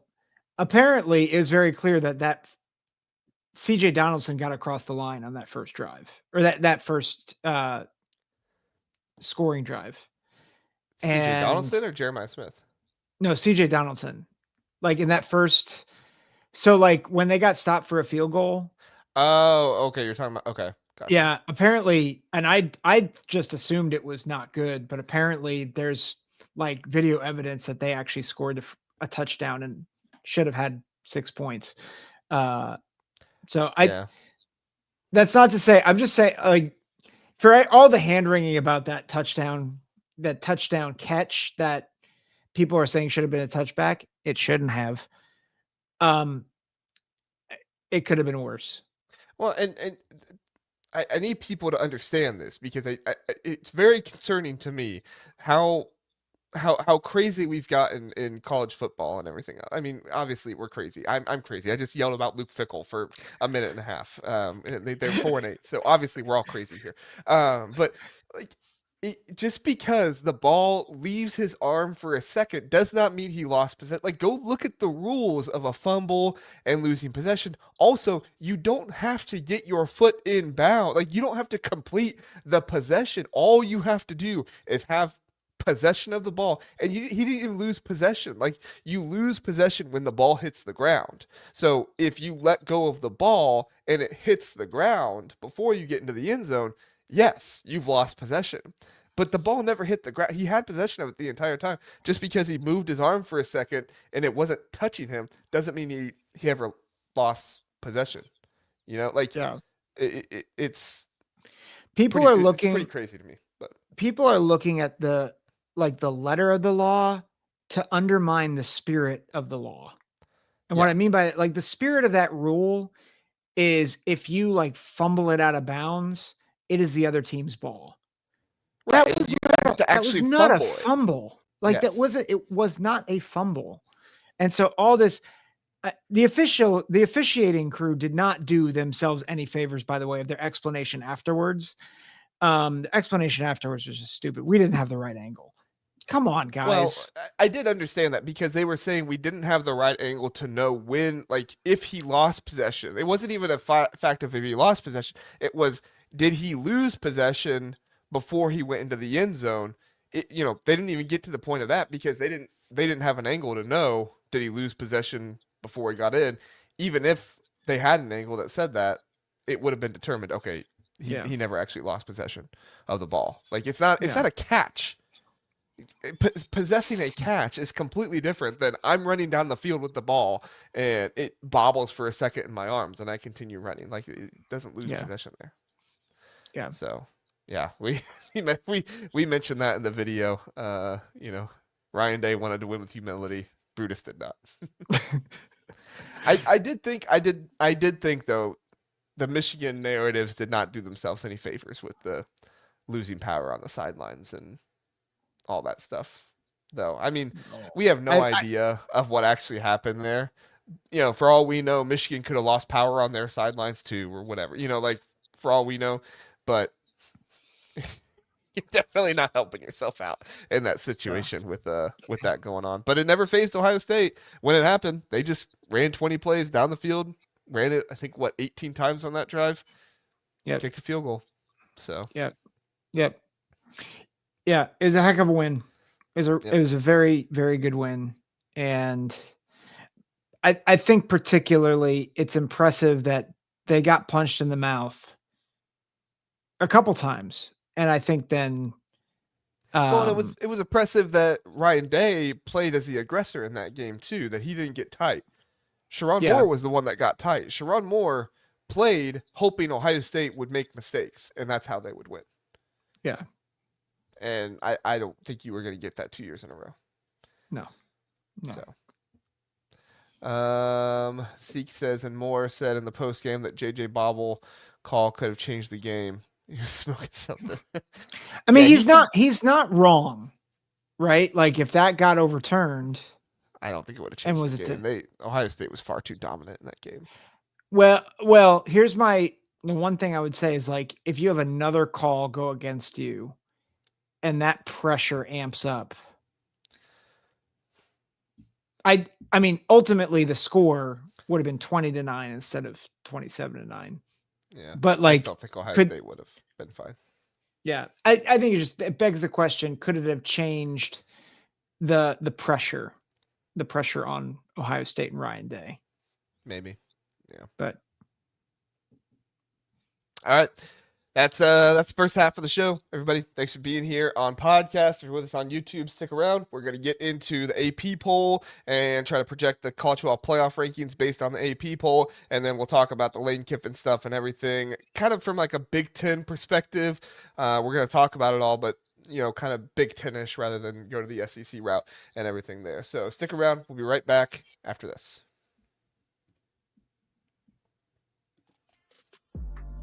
Hey, and welcome into the Big Ten Huddle. I appreciate you being here. I'm JR. That's Zach. Brought to you by FanDuel. We are talking college football playoff rankings, predictions based on the AP poll. We're going to bring up the AP poll here in just a second. And then we're going to be talking about Lane Kiffin and all his interesting stuff. What does it mean for college football from a Big Ten perspective? Going to talk about it all. Please do like, subscribe, do all that good stuff. If you're with us on YouTube or on a podcast, give us a 5-star rating and review. That helps us out as well. Zach, are you ready to get to some AP poll action? I hate the AP poll, but sure. I think they got better this week, didn't they? Missouri's in it. That's true. They are sticking up for James Madison, though. James Madison right behind Michigan, number 19 and 18. I think Michigan would absolutely destroy James Madison, but I think you're right. That's just me. All right. So the AP poll, obviously the big mover is Texas A&M. They lost, and the AP poll has been giving more respect to Oregon, which I am completely in favor of. I do like that about the AP poll, but we'll see how it works out. So the AP poll has number 1, Ohio State, number 2, Indiana. I almost said Iowa. Iowa's not number 2. Georgia, Oregon, Texas Tech, number 6, Ole Miss, Texas A&M, Oklahoma, Notre Dame, Alabama, number 11, BYU, followed by Miami, Vanderbilt, Texas at 14, Utah, and then at number 16, Virginia. There's no way they would beat USC. All right, USC is number 17. They need to flip that right now. There is no way on God's green earth that Virginia would beat USC. Followed by Michigan, James Madison, North Texas, and then at 21, Tulane, Arizona, Navy, Georgia Tech, Missouri. AP poll likes Group of 5. College football playoff does not like Group of 5. Right, Zach? Yes, agreed. But the college football playoff could be forced to have 2 Group of 5 champions in if Duke wins the ACC, which would be hilarious. Yes. I wonder if there'd be an emergency protocol where if you, and I would be in favor of this, to be like, we have an ACC team that is higher ranked, that because of a technicality, like couldn't be in their championship game, and so we're just going to give it to Miami. Well, that's what they were talking about. As they were saying, could the ACC like basically redo their own rules and put Miami in the ACC championship game, similar to how the Big Ten did it with Ohio State and COVID, which I think that's a little bit different because it was COVID and nobody really knew what they were doing. They were just making up arbitrary rules and hoping for the best. But also like Ohio State beat Indiana. I think it'd be different. Like Miami and Duke didn't play this season. They right? did not play. Yeah. So I think it'd be different if there was some kind of thing that put them together and Miami beat Duke, but that was the whole thing. It was either Ohio State or Indiana in the Big Ten championship, but Ohio State beat Indiana, so it was like, okay, are we really going to keep them out because they played not the games? Yeah, I Yeah. I really hate that in none of the tiebreakers, um, that and this is true not just for the ACC, but a lot of the time, like this could happen in the Big Ten one of these days. And I don't think it means I think the Big Ten has too many good teams that they'll never be in danger of not getting an ACC or like getting a team in. Mm-hmm. But like the tiebreaker situation, one, this is where I really do agree with college football nerds is that the way that conferences have expanded, they have not thought it through of how it impacts these conference championship races and how it then impacts the playoff. There's no reason that Duke should be at all considered. And the only reason why they're in the ACC championship game is because of a technicality that Miami could not control, which is there's like who they played. And I sorry, go ahead. I was gonna say the only thing I would say was that this isn't completely like every other conference because you did have like ACC teams play ACC teams this year that did not count as conference games, right? Like NC State played Duke and that didn't count as a conference game. You know, like there was some really This is really weird so stuff, and then you stupid. also have like the Notre Dame stuff going on. Like this ACC conference is completely mismanaged. Okay, and you don't have any clear national championship contenders. Even Miami is not a national championship contender at this point. So that's how you're left with a Miami who's ranked 12th. They should be ranked above Notre Dame in my opinion, but Yep. timing of your loss means something, which I don't think it should unless No. there's, certain stuff going on like injuries and stuff like that maybe, but I'm not advocating for a Florida State situation, but I would say that like if anyway, we don't need to go on that. But I'm just saying I understand what the college football playoff nerds are talking about, but I also think that they are talking about that in a way of saying you can't have automatic qualifiers for conferences, which I completely disagree with. Yeah, I don't agree with Because that point. yeah, because even if you have an Indiana or something like that's their whole thing is they're trying to say like Indiana should have never been in the playoffs, and if we have automatic qualifiers, a team like Indiana will get in from the Big Ten every single year. But I never agreed that Indiana shouldn't have been in. I always thought Indiana should have been in. And we're talking about last year, obviously not this year. At least that's from when I've heard them talk about it. That's kind of the angle that it seemed like. If I'm misrepresenting their point, I apologize. But that was kind of the angle that I've always thought they were coming from. But I would say I don't think it'll happen in the Big Ten because the Big Ten actually has, national championship contenders in their conference.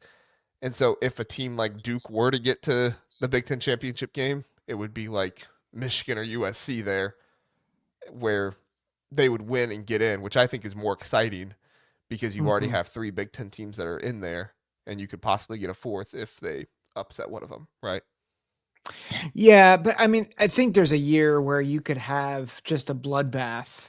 Like I think next year could be one of those years because you look at some of the games that are going to be played. Um, you look at Ohio State's schedule, you look at Oregon's schedule.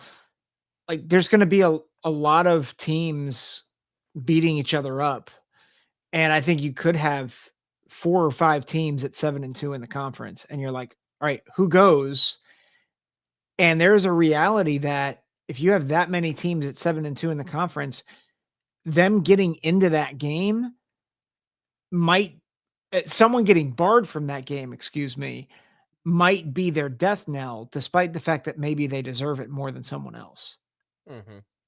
So I just think I do think this the way that conferences are structured, I honestly would go back to the division model.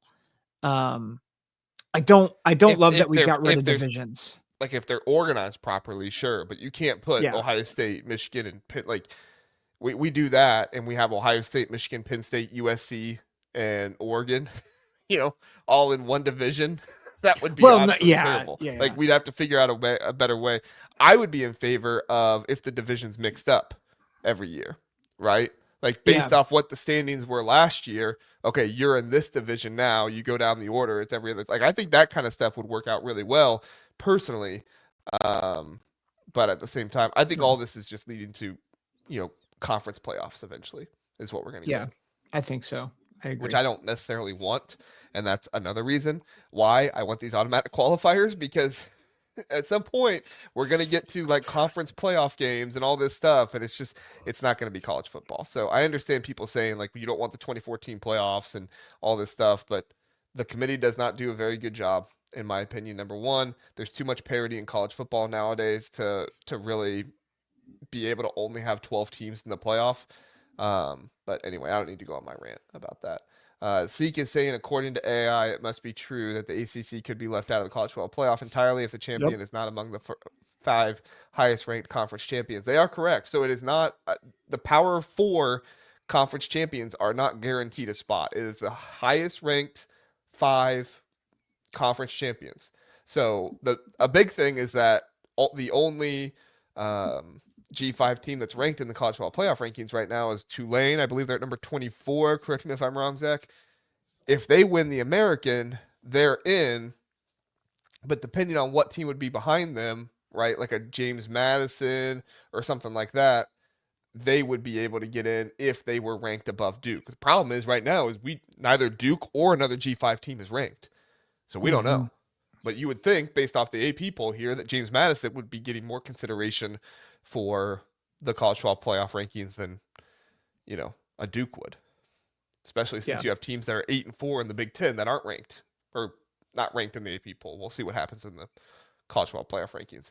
Which, all right, we're going to talk about Texas A&M here in a minute. Give me some rapid fire gripes here, really fast, Zach. Missouri, number 25. They have not beaten a bowl eligible team all season long. They've not beaten a single team with a winning record. Not even a 6-6 record this season. Yep. They're number 25 at 8-4. You're going to leave out Iowa, Illinois. I get Washington just lost, so you're not going to put them in there. Like, you're not going to move Washington up for losing. But you really think Missouri would give Oregon a game, 14-26? Oregon would throttle them. All right? And I know I'm speaking SEC hypotheticals here, but let's be honest. There's no way that Missouri would beat Oregon. I'm sorry. There's no reason why Missouri should be in the AP poll top 25 over Iowa, Illinois. Like I said, I get Washington because Washington lost. They're not going to move up in after they lose, but still. Iowa's beaten more teams over 500 than Missouri. Illinois has beaten. They have a tougher strength of schedule than Missouri too. Sorry, go ahead. Yeah, Illinois has beat an ACC championship participant in Duke by 26. Possible playoff team. They beat USC at home. Like they have better wins. Like, why are you not putting those two teams there? I know it's number 25, but it's more just the SEC bias is just stupid. Like, what are we doing? Iowa has a better strength of record than Missouri. Yeah. So, and if you go to strength of schedule, Missouri's is 23, Iowa's is 17th. Yeah. Illinois is 21st. So, yeah. You know, I will.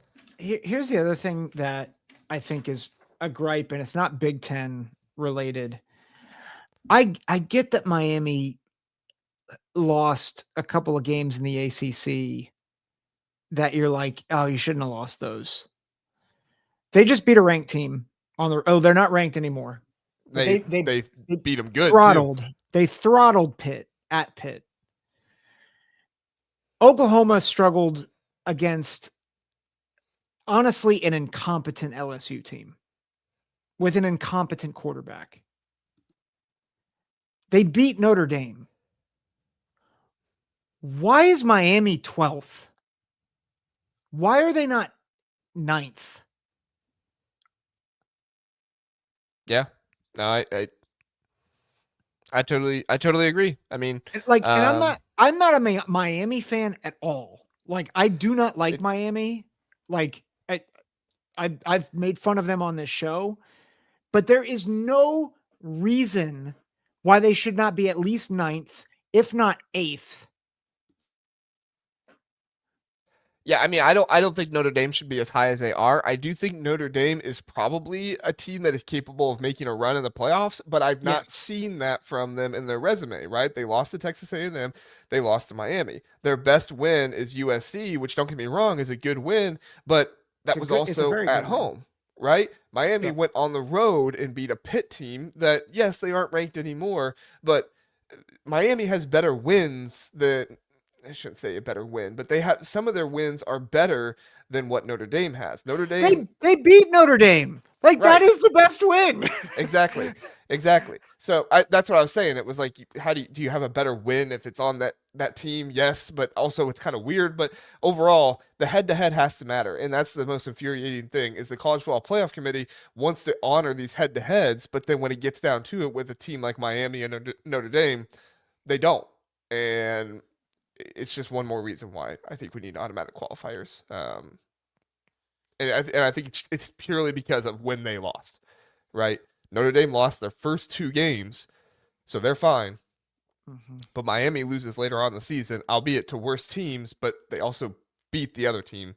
And the strength of schedule is basically the same. Notre Dame is 42, Miami's 44, and you There's have the no win over reason. them. Yeah. There's literally and I think the thing that'll drive me nuts about the CFP is that while I am arguing for Miami right now, they have staked their claim and said, well, we think Notre Dame's better. What's going to change their minds? Like if Miami magically ends up over Notre Dame next week, I'm going to have just as much of a problem with that. Not because I don't think it shouldn't happen, but it's like, why wasn't that your process to begin with? Mm-hmm. Yeah. Like to me, that makes you less trustworthy. So I feel like I know this is a discussion about the AP poll, where I do think things have to fluctuate and I think that matters. But I think like I want the CFP to be consistent and they're not consistent. And they've backed themselves into a corner because they said, well, strength is or head to head's only going to matter when they're of equal importance. And my argument to that is at what point has Notre Dame showed themselves to be vastly superior to Miami? They haven't. They haven't. So I totally agree. We're gonna get to Texas A&M and Ole Miss here in just a second. We're gonna save Ole Miss for last because we're gonna use that to go into our conversation about Lane Kiffin and everything. But Zach, are you of the same opinion as me that USC at 17 is a travesty? And they're probably going to be about that in the college football playoff rankings as well. It's I stupid. I don't think they should be behind Virginia. I don't think they should be behind Utah. I think they should be right there with Texas. If I mean probably not above Texas because Texas has the win over Texas A&M, who is ranked higher. While I don't Yeah. think Texas A&M deserved to be ranked that high. They were undefeated, so they were up there. It is what it is. USC doesn't have a win like that, so I'm fine with them not being above Texas, but I don't think they should be behind Utah or Virginia. They should be 15th. Yeah. Like I don't like Virginia has not done anything. Like Virginia continues to be propped up by their win against Florida State. Well, and I do think that like at some point these close games have to matter, right? Yep. Beating team like close having close wins over teams should not like you should not get as much credit for those. Albeit they beat Virginia Tech and Duke both by multiple scores here recently, so I get it. Which maybe that's the thing that they could use is that Virginia already beat Duke at Duke, so maybe Duke doesn't get in the ACC championship game because they already faced them. I don't Well, know. I'm pretty sure they already set the game. Yeah, I think they already said it, so I don't think there's anything to play with it. Um, but you beat North Carolina by 1. You beat Washington State by 2 at home. Washington State went across the country to play you. You beat them by 2. Like I get it. You won at Louisville, but Louisville's not even ranked anymore. Mm-hmm. So you lost to Wake Forest. You couldn't even score 10 points on Wake Forest. Like I don't get me wrong, the Wake Forest coach, I think he's new this year. he's done a good job with the team, but I don't understand how anybody could look at this Virginia team and say, yeah, they're better than USC, or the Utah team and say, yeah, Utah's better than USC. I just don't get it. But anyway, any other thoughts on that before we talk Texas A&M? Nope. Okay, so let's talk Texas A&M. Not so much their role in the AP poll, but kind of where do we think they're going to end up? Obviously, they were number 3, and they've dropped down to number 7 here. Do you think we'll see a similar place for them in the College 12 playoff rankings? Remember, the College 12 playoff rankings will most likely have it be Texas Tech, Ole Miss, Oregon, instead of Oregon, Texas Tech, Ole Miss. I think so. Because I just don't think Texas A&M's resume is not it's not good. And like they have a good win against Notre Dame on the road. Like that is a great win. Outside of that, they've got nothing. And they lost to the only good SEC team they played, the only team in the top half of the SEC rankings, they lost to by multiple scores. Granted, on the road, but they've struggled. They've struggled mightily with South Carolina, who just got beat by Clemson. I believe they struggled against Kentucky, right? Or is that? I think you're right. They did. You have to. Yeah, they did beat Notre Dame at Notre Dame.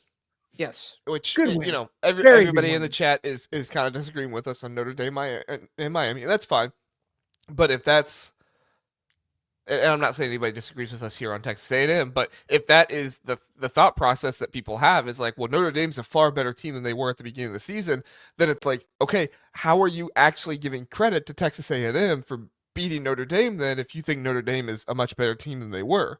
Like, I get Notre Dame has 2 losses, so Texas A&M's not going to be behind them. But if you have that same thought process with Miami, you should have that same thought process with Texas A&M. And that's really the biggest issue here is that the College Football Playoff Committee is not ranking based on who is the best team, which is what they're supposed to do. They're saying, how many losses do you have? Okay, we're going to put you in this little area, and then we're going to rank who we think the best teams are based on the teams that have 2 losses, based on the teams that have 1 loss, right? Head to head when it fits us here and there. But BYU, you get screwed. And Texas, you're a big brand in the SEC, so we're going to move you up a little bit more, right?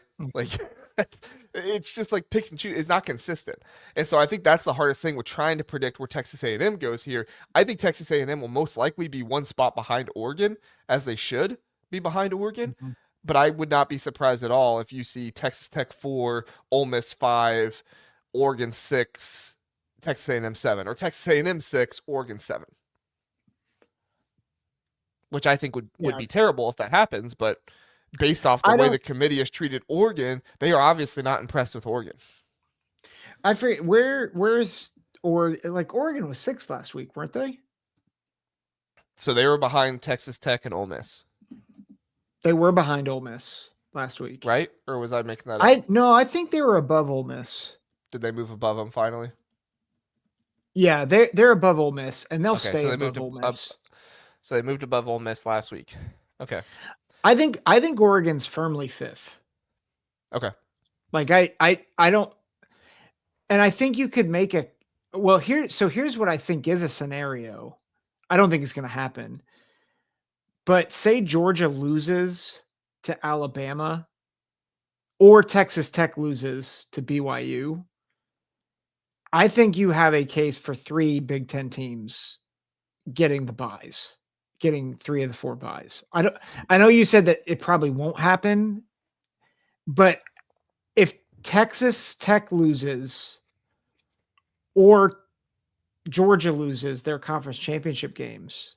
Yeah, but if Georgia loses to Alabama, they're just going to put Alabama in the top 4. I don't think so. I don't not as a 2-loss. I don't think they're going to let an SEC champion not have a bye. I think you're nuts if you let Alabama with a loss to 5-7 Florida State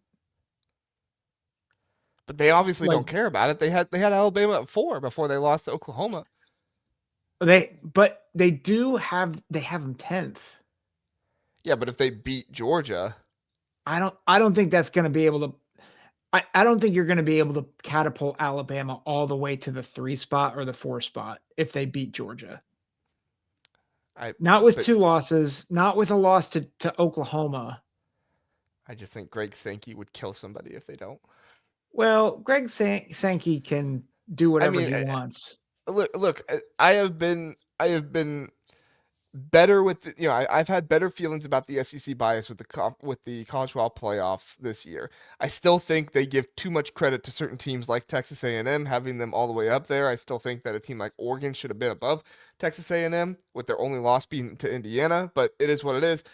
And they did move up Oregon, like you said, above Ole Miss, so I'm thankful for that. But I still think that there is a hint of SEC bias, and I just cannot see the committee leaving an SEC champion out of the top 4. I agree with you; it would be ridiculous, but I cannot see them not doing it. Yeah, I think it would be hard. I just don't know. I don't know how you could justify keeping Georgia there or putting Alabama there with their body of work. Well, I think you justify it and you say, well, Alabama had all these ranked wins. Missouri, they're ranked. They beat Missouri. They beat Vanderbilt. Vanderbilt's right outside of the playoffs. They beat Georgia twice. Georgia was number 3 team. But again, you're like, the thing that you have to think about though is the consistency of the committee, right? Like the way that they rank now, they haven't had to deal with this yet, right? Because a year ago it was, if you lose your conference championship game, you automatically don't get a bye, right? Like the conference championship meant something to get a bye. Mm-hmm. Which I actually don't love that they did away with that, because I think people are saying Ohio State, Indiana doesn't matter. I think it matters a ton. Like, maybe not for the CFP, but I think there's a lot of implications from program trajectory standpoint that I think are awesome. Yeah, it matters. It matters. It just doesn't matter, and like the seeding isn't going to make the playoffs or anything like that. Yeah, that's I wish that was another carrot that was in there. Like, whoever wins this game gets the bye. But it'll be interesting to see how the committee seeds it. You're probably like, I wouldn't expect that to happen, but I'm just saying, I think there is a chance that Oregon could get the 4 spot. Doc says if Indiana beat Ohio State close, then Ohio State would still get a bye. I agree. It doesn't. Whoever wins that game, even if Ohio State beats Indiana by 2 scores or Indiana beats Ohio State by 2 scores, I don't think either of them fall out of the top 4. I think you probably see whoever wins number 1 and the other one number 3. If Georgia beats Alabama, you probably see them number 3. Mm-hmm. And then you probably see Texas Tech at 4 and Oregon at 5. Yep. Now, if Alabama wins, who knows? You could get 4 teams in there. I don't disagree with you, Zach. I think that should be what happens, but I just, Greg Sankey's going to blow a gasket if the SEC champion is not in the top. Good. He's going to pass out another pamphlet at the spring meetings. Good. We don't care. So the AP poll obviously did not do anything to Ole Miss, which is not surprising because the AP poll has to get their votes in before they probably knew everything that was happening with Ole Miss. It was all rumors, and they're not going to base this stuff off of rumors. But now, 2 days ahead of time, Lane Kiffin leaves Ole Miss, takes, I believe, Charlie Weiss Jr. with him to LSU and possibly some other offensive staff members. Listen, Florida State missed the playoffs completely because of an injured quarterback. Could we see Ole Miss, A, miss the playoffs, or B, fall lower in the playoffs for losing their head coach? They made Pete Golding the official head coach. He's not even the interim. They made Pete Golding the official head coach. So I want to remain consistent. I hated what they did to Florida State 2 years. It was 2 years ago that happened. I 3. hated what they did. No, I yeah, think it 2. was. Sorry, you're right. I think it was absolutely ridiculous. And I think what they did was they set the precedent that they can look at a team and predetermine your worthiness after you have like based on an injury. And listen, they had something to go off of. So a lot of people justified it because they saw them play without Jordan Travis.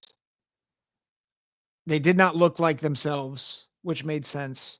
But also they were talking about it even before he got hurt, that Florida State could miss the playoff. And I thought that was inappropriate. And then their quarterback got hurt. And then they talked about how they should miss the playoff. And they did. It was very media driven. I don't think there's a chance that Ole Miss might drop, which I think, again, I don't think would be fair. But I don't think they're going to miss the playoffs entirely. They have nothing to go off of in terms of what their future performance would be. And then personally, I just don't think it's right. I don't think you can judge because like if we're talking about the playoff is meant to be a competition for the best teams of this year, and we have completed the regular season, and we have deemed Ole Miss the 6th best team up to this point, then you got to stick with that. Like, I don't care what their future performance might be based off of this coaching change, but Ole Miss, I think, has to stay there, and you just have to let them ride it out. Bobby Mack with the $2 super chat. Appreciate you, Bobby Mack. He says BYU upsets Texas Tech. Would that knock them out? I don't think so because they've talked about how they're not going to penalize teams too much for losing the conference championship game because like other teams don't play a game, right? And we saw it last year. Like SMU wasn't penalized for losing to Clemson and everything. So I do not think that BYU upsetting Texas Tech would knock them out of the playoffs. They might drop a spot or two, but I actually think if they do, I think Texas Tech would probably stay above everybody, and you would just see BYU jump in to the playoffs and maybe even jump in above Texas Tech. But Texas Tech also beat BYU already once, so maybe they would just jump into the playoffs. I don't think you're going to see a whole lot of movement of teams in the conference championship games with teams that don't play in conference championship games. Because last year, Ohio State beat Penn State. Penn State lost the conference championship game, and Penn State still stayed above Ohio State in the rankings. And the whole thought process was, well, Ohio State didn't play.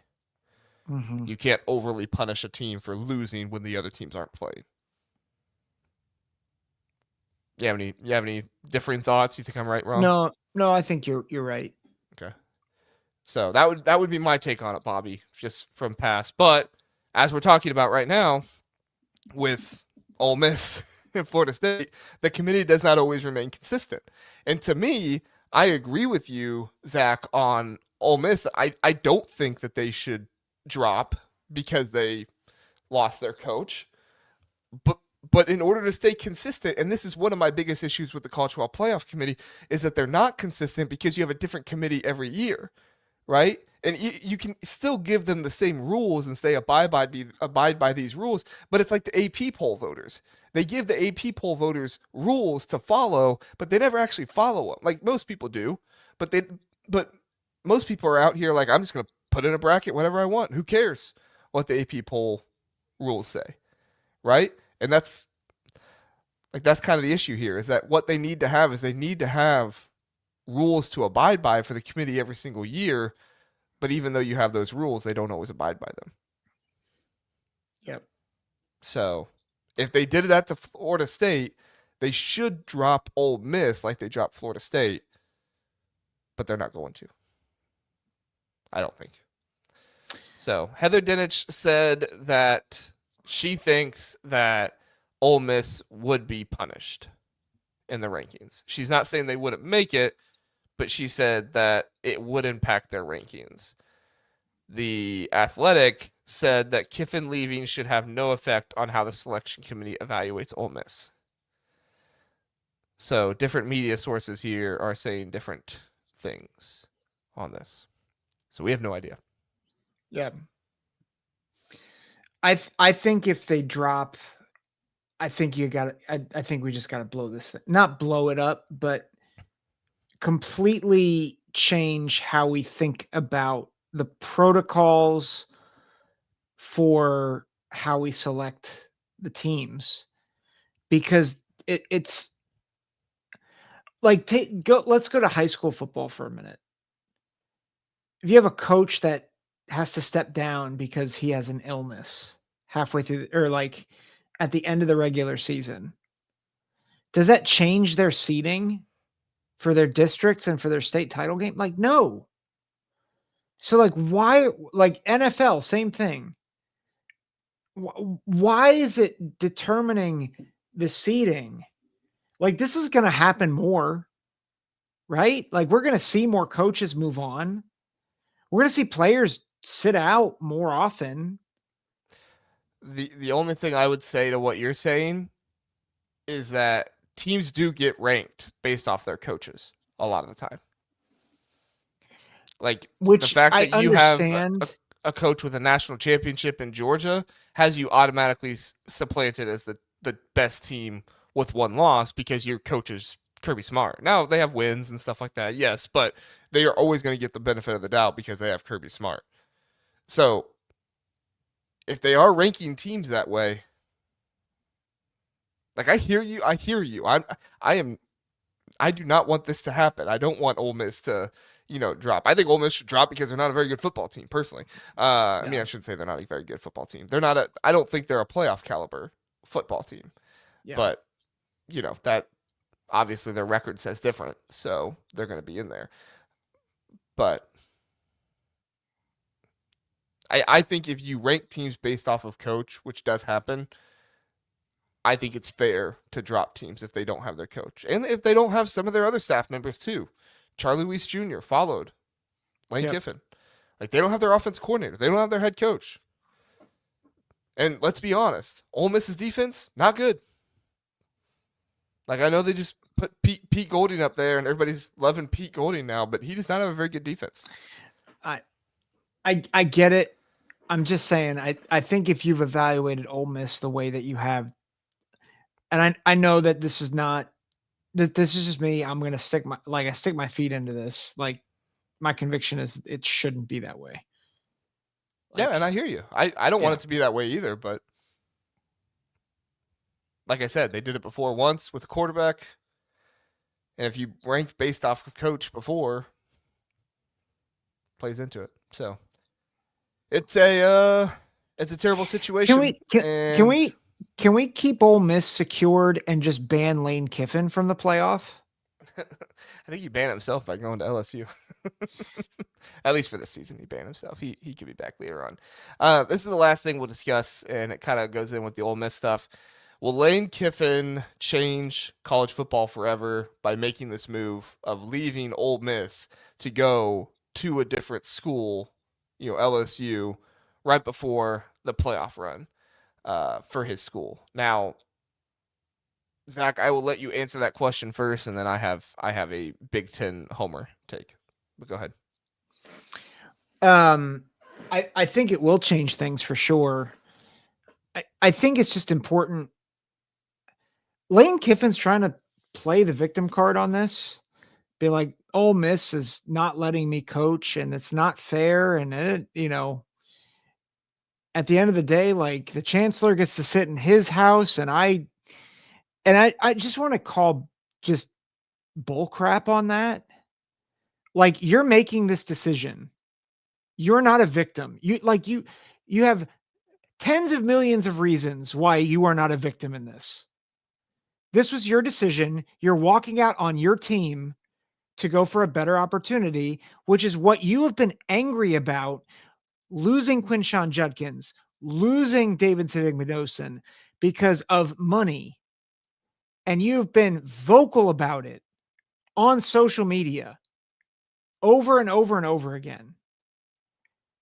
And your solution is to leave for money. And not just for his own personal salary, but investment in LSU. Now, I get it. You want to go to a program that's going to invest more, but you've got a good thing going at Ole Miss. Why would you leave? And I think that's my frustration with Lane Kiffin is he has made this all about how he's a victim in this. He's not a victim. And I hope, like, will Lane Kiffin change college football forever? Yes. But my hope is that the change is a blip rather than seismic. And here's what I mean by that. I hope it's a blip similar to Brian Kelly leaving Notre Dame to LSU, where I think it feels like it signals a power shift, where it's like, well, LSU is the better job. And Marcus Freeman comes in and says, "No, you're not as good of a coach and you can't hack it." Which is what Marcus Freeman has done. He has elevated Notre Dame in a way that Brian Kelly couldn't. And Brian Kelly could not elevate LSU like he thought he could. I kind of hope that happens with Lane, in that Lane goes to LSU and is like, I finally have the resources to be awesome. And then it's like, oh, actually, it didn't work. Or it didn't work the way he thought it would, which I think is possible. But I think time will tell. I think it does change. It certainly changes it in the short term, and we're seeing it with the coaching cycle. But will it be a consistent thing where playoff teams lose their coaches? Hopefully not. Hopefully not often. Yeah, Max hits the nail on the head here, agreeing with you. Lane loves to blame everyone else for his own actions. And Max he didn't say this, but Max is saying that he's a spoiled child who has no sense of personal responsibility. I do think that Lane is very immature. He wants to make everything about himself, and I think at the end of the day, Lane loves to be in the spotlight. Lane wanted to have his cake, he wanted to eat it too, and at the end of the day, Ole Miss should not be blamed for not wanting somebody who just agreed to take a job someplace else to not coach their team, right? Like, if anything, Lane should be mad at LSU to say, okay, you're not willing to wait on me. Like, I can't Yep. I can't Yeah. finish coaching this team and then come to you. You don't trust me, like. Yeah. Why is it It's Ole Miss the one that gets raked over the coals for this when in reality it's Lane and it's LSU for like one time I changed jobs. Okay, this one time I changed jobs and I with my new employer, it was a job I really cared about and I really wanted everything to work out well at this job. Okay, and so I told the job that I would stick around until the summer to help them get somebody who could be hired and I could help train them a little bit before I left and went elsewhere. It was something that I cared about. It was not great for my family because they wanted to leave. It wasn't like bad for my family or anything, but it was like still kind of a sacrifice that my family made because we were moving different states, all this stuff. And the job that I was going to said, that's very honorable. We want that. Like, yes, stick around. We'll be fine here for 6 weeks while we wait, for you to get here. And that was great. And I appreciated the job doing that. Now, the job I was leaving was, not happy that I was leaving, but at the same time, they appreciated that I stuck around. If the job that I was leaving though told me no, get out of here, I wouldn't have blamed them because I was leaving, right? So it's not the job that you're leaving's fault that they don't want you to be around after you took a job someplace else. It's the job that you're going to saying, nope, can't do that. You got to come here. You know what I'm saying? yep. So Yep. it's ridiculous. I knew we would see this at some point, like a coach leaving a playoff team to get to a bigger job. I just thought we would see it with like the group of five first, right? Like I thought Yeah. we might see this with like Bob Chesney this year. James Madison makes the college football playoffs. Maybe they get in over the ACC or something like that, and Bob Chesney goes to UCLA. Like I think we could see something like that happen. Yeah. Heck, we could see something like that with Penn State happen. Anyway, Yeah. but Can, can I just jump in on that thought real quick? go ahead. Yeah.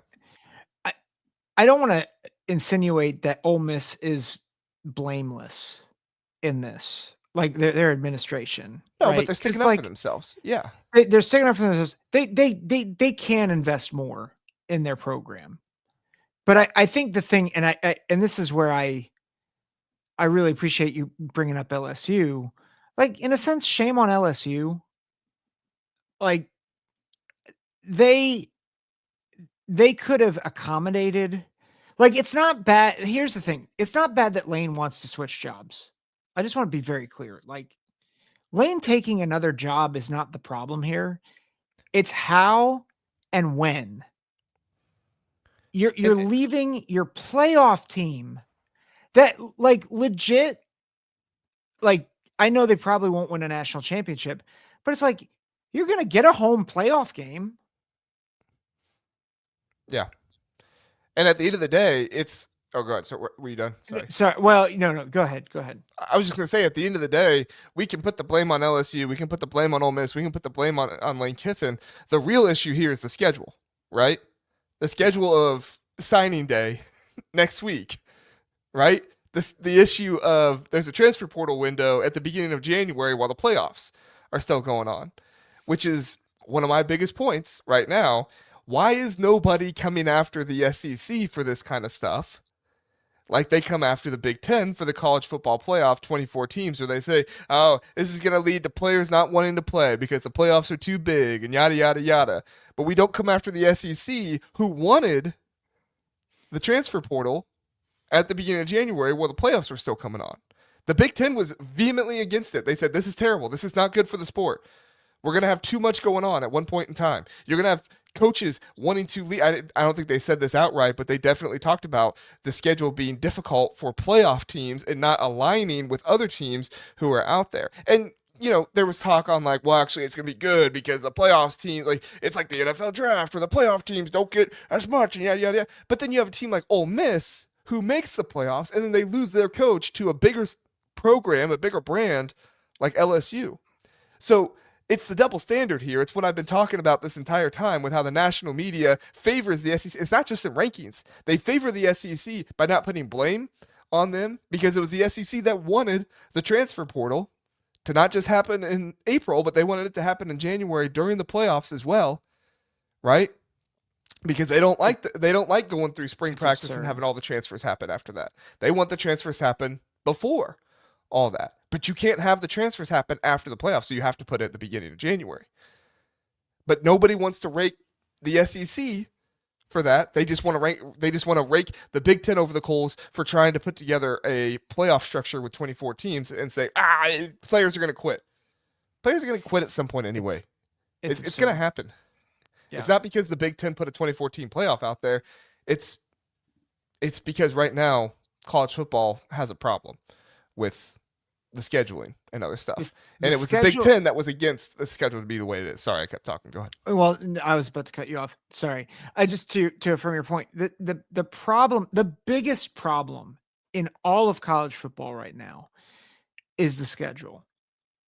And it's across the board, right? Like the NFL, like your ability to declare for the NFL draft, recruiting, transfer portal window, the playoff, yeah, like all of it is just, it's a mess.